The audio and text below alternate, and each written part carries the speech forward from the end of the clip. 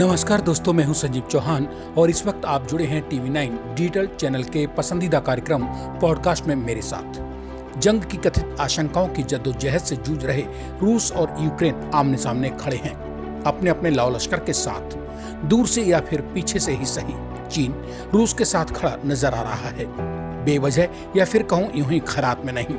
इसलिए क्योंकि अमेरिका से सीधे भिड़कर जीत पाने में नाकाम चीन की चाहत है कि अगर यूक्रेन और रूस मैदान जंग में उतरकर खून खराबे पर आमादा हो उठते हैं तो अमेरिका और ब्रिटेन से दोनों स्वार्थी देश ऐसे नाजुक और उकसावे वाले वक्त में यूक्रेन का साथ देने का मौका अपने हाथ से नहीं जाने देंगे और चीन की मंशा बिना कुछ करे धरे पूरी हो जाएगी।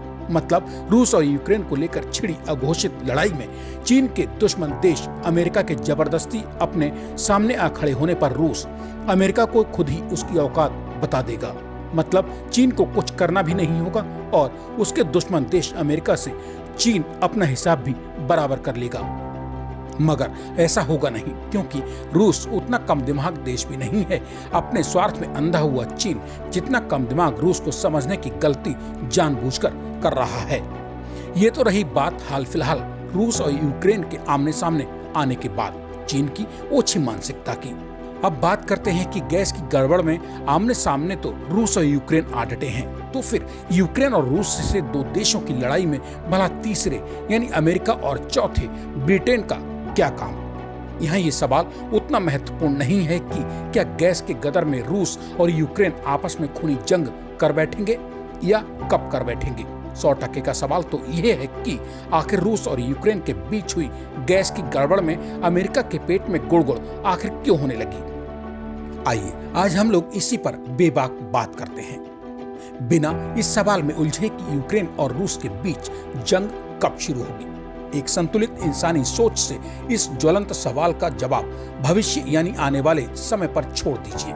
दरअसल रूस और यूक्रेन के बीच तनातनी कोई नई बात नहीं है। जब से रूस ने यूक्रेन से उसका क्रीमिया हथियाया है, तब से यूक्रेन बेहाल है। क्रीमिया या कहिए क्राइमिया को लेकर अभी यूक्रेन के जख्म भरे भी नहीं थे कि तब तक रूस ने यूक्रेन के अंदर से निकलने वाली अपनी बेशकीमती गैस पाइपलाइन भी उससे बाहर कर डाली। वही गैस पाइपलाइन जिसे यूक्रेन के अंदर से निकालने के बदले रूस यूक्रेन को सालाना $33 बिलियन की कमाई करवा रहा था।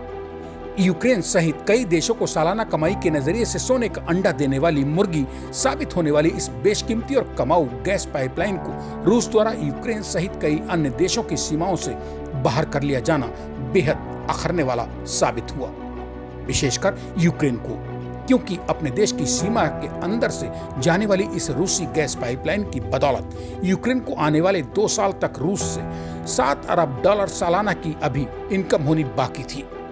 दूसरे, यूक्रेन की उस मंशा ने रूस की नींद उड़ा दी कि रूस से नाराज यूक्रेन अब नाटो संगठन के देशों में मिल जाना चाहता है। लिहाजा ऐसे में रूस की यूक्रेन से नाराजगी लाजमी है। इसमें भला बेजा क्या है?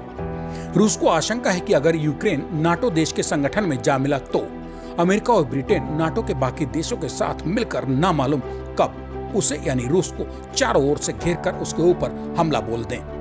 अब भले ही झगड़ा गैस के चलते क्यों ना रूस और यूक्रेन के बीच ही शुरू हुआ हो, मगर दो देशों के बीच भला अमेरिका के कूदने की क्या जरूरत थी? असल में मौजूदा वक्त में रूसी और यूक्रेन की सेनाओं के आमने सामने आ खड़े होने के माहौल में यही सवाल कीमती है, जबकि अमेरिका की तो रूस से इस वक्त सीधे सीधे सिर्फ फुटबॉल या आमने सामने तनातनी होने का कोई मुद्दा ही नजर नहीं आता है। तो मौजूदा वक्त में रूस और यूक्रेन के बीच पैदा हुए बेहद नाजुक हालातों के दलदल में अमेरिका आखिर क्यों कूद पड़ा?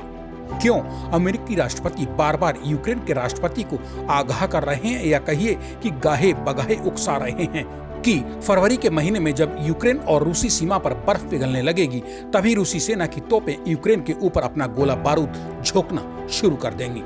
मतलब युद्ध शुरू कर दिया जाएगा। सच पूछिए तो इसके पीछे भी असली वजह गैस की गड़बड़ कहिए या फिर गुड़गुड़ाहट ही है। रूस से पहले तक यूरोपियन देश में गैस आपूर्ति के बाजार पर अमेरिका का ही एक छत्र साम्राज्य था। मतलब अमेरिका का तब तक गैस बाजार में कोई कंपटीटर मौजूद नहीं था। लिहाजा अपनी दादागिरी के बलबूते अमेरिका कई गुना ऊंची और मनमर्जी कीमतों पर गैस और प्राकृतिक गैस यूरोपियन कंट्रीज को बेचकर मोटा मुनाफा अपने सरकारी खजाने में भर रहा था। इसके बाद भी दबे पांव रूस ने अमेरिका के उस गैस आपूर्ति कारोबार में सेंधमारी शुरू कर दी। रूस ने अमेरिका से काफी कम दाम पर गैस और प्राकृतिक गैस की आपूर्ति शुरू करके अमेरिका को संभलने तक का मौका नहीं दिया। और जब तक रूस द्वारा गैस के कारोबार में की जा चुकी इस गड़बड़ कहिए या फिर घुसपैठ का ज्ञान अमेरिका को हुआ, तब तक रूसी गैस कंपनी अमेरिका के गैस आपूर्ति कारोबार को लगभग तबाह कर चुकी थी। कुल जमा अगर देखा जाए तो अमेरिका, यूक्रेन और रूस सबके बीच तमाम गड़बड़ और बदहजमी की जड़ में एक अदद गैस ही नजर आती है। गैस आपूर्ति बाजार में रूस की इस मार से मिले जख्म का मरहम अमेरिका कई साल बाद आज भी नहीं तलाश सका है, सिवाय कोफ्त करके, मन महसूस कर या फिर रूस के ऊपर तिल मिलाकर रह जाने के। मतलब गैस बिजनेस को लेकर मचे गदर में रूस से हासिल आर्थिक नुकसान की भरपाई अमेरिका के लिए आज भी नामुमकिन सी ही मालूम दे रही है। लिहाजा ऐसे में रूस द्वारा अमेरिका के गैस कारोबार को चौपट कर दिए जाने से अमेरिका का बौखलाना लाजमी है। झंझट की बात क्यों ना रूस और यूक्रेन से दो देशों के बीच ही बढ़ी हो, मगर गैस कारोबार में रूस द्वारा कर डाली गई नाकाबिले बर्दाश्त गड़बड़ से अमेरिका के सरकारी खजाने का बजट तो गड़बड़ा ही गया है।